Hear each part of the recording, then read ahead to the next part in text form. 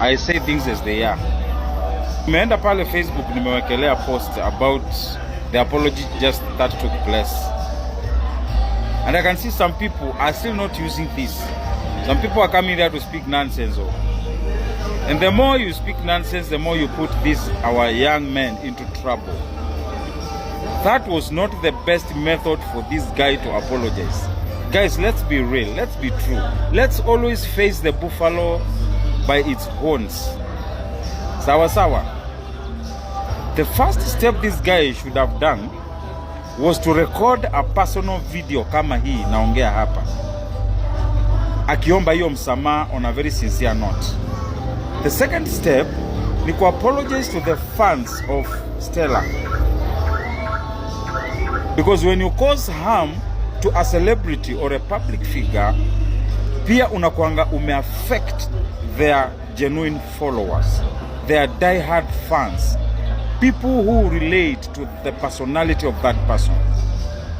Step 3 ni ku apologize to the Kamba Nation for putting the Kamba Nation in so much shame. Because Kamba Nation, as I said, is a brand. It has to be respected. Period. There is no apologies on that. Step next ni kutafuta wazee, elders and clergy. Tafuta wazee kama watatu, mapasta kama wawili ama mabishop, and then 2 of your friends ama a lawyer in the middle.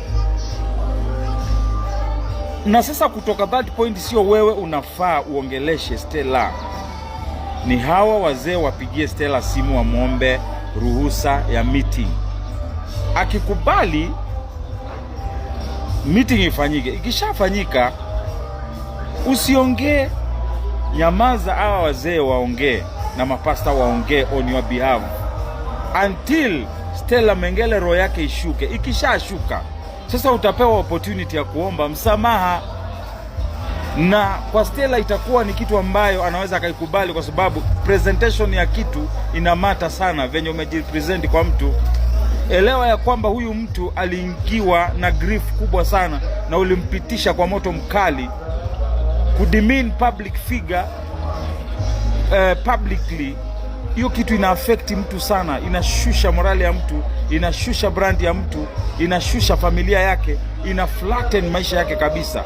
Kwa hiyo it will take us process for healing, not just a few words in front of congregation. Wengine hata wako na mashida zao, hajui nini inaendelea, and then dragging your family into it as if the kid ako na makosa. Makosa ya mtoto ni nini surely kama sio sympathy tu unataka?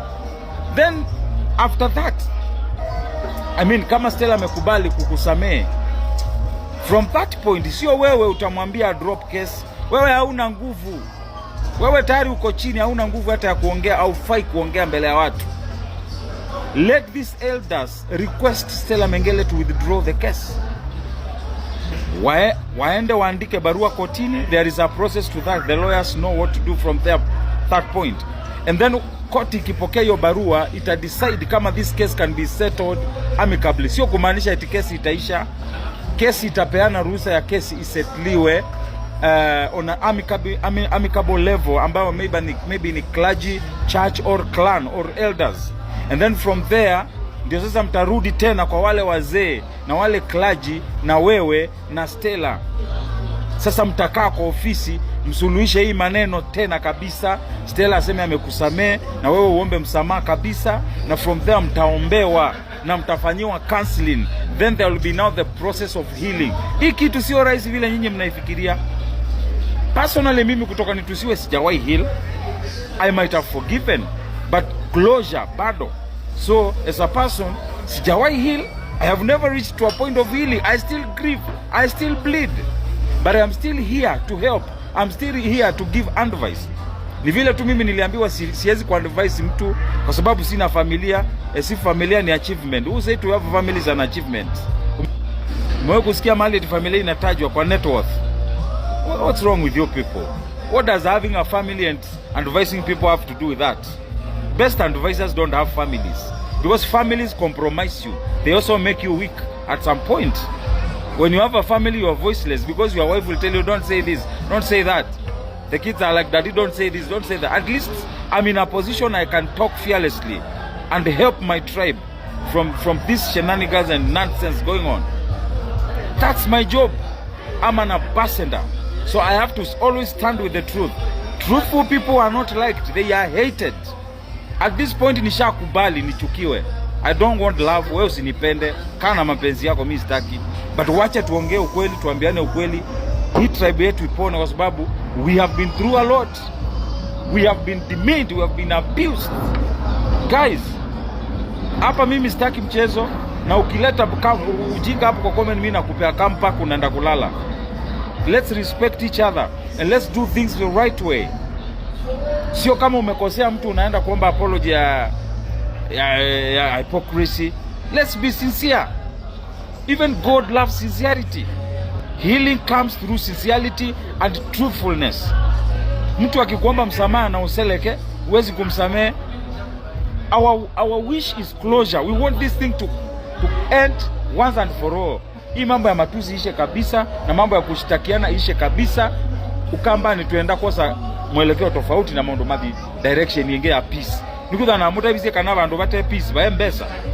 Mbesa yende te kawo, mbesa yende te kinene. Na kedha tribe yitu to come and deliver from poverty. Ni lazima tumane kwekala na peace. Ni lazima tumane ku cultivate peace. But this can only be possible through sincerity. Let's be sincere. Akamba to the truth sincere. Nitu dana hypocrisy mbinge muno.